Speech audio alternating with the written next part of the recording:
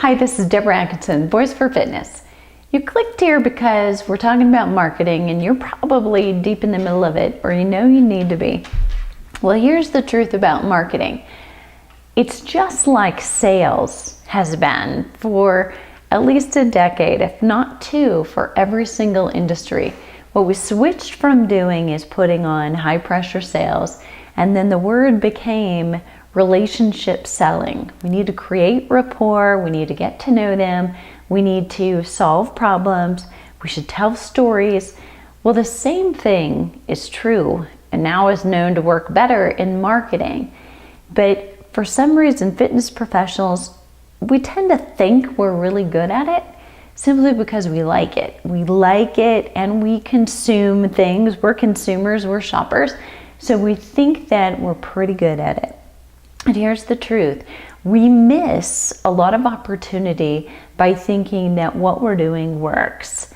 Because sometimes we're establishing that statement of what I'm doing is working. I've never had to do that before, or I already know that, based on what we did last year. And that this year, maybe we're doing okay. We're doing about the same. Well, in most industries, including the fitness industry, if you're doing the same, you're really standing still, which means you're kind of going backwards. Think about it with any one of your personal training clients. Wouldn't you tell them the same thing? If they start doing program with you right now and it's great, and then they want to go off on their own, you're going to let them know that if they're continuing to do the same program without change, without variety, 3 months from now, the program that's working today won't get them more results. In fact, if they stay at it, they're actually going to start slipping backward because the body's too smart.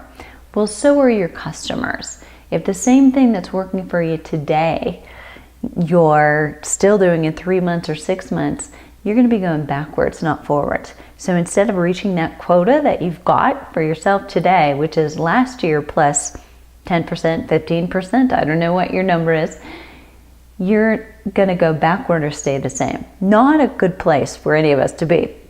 So here's what I want you to think about. If you're marketing right now and you're marketing with a logo on a t-shirt, you're selling your t-shirts or you're giving them out at the end of a boot camp as a savvy way of thank you and getting your people out in the public who are satisfied with your product, who've used it, who can give a testimonial so that they can be seen and they're wearing it. Great way to establish things. So think about this though. Put this in your head. Most of our clients, if we're the target, we're the center target, we want to draw them in, we want to attract them. If you've got all these little black dots, those are potential or prospective customers.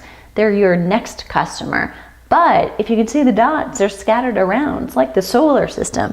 Some of them are closer to the sun and some of them are further away.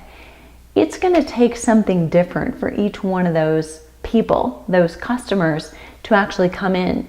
They're going to have to be on a different path. So some of them may actually see the t-shirt on a friend of theirs and be in the exact right place, about to choose where they need to exercise because they don't have one and they know they need to get started.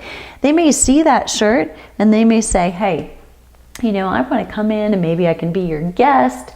They may get started almost immediately. But this person out here is probably not going to do that. That may be a first, oh, I've heard about them, maybe I'll check them out. But they actually don't take action right away.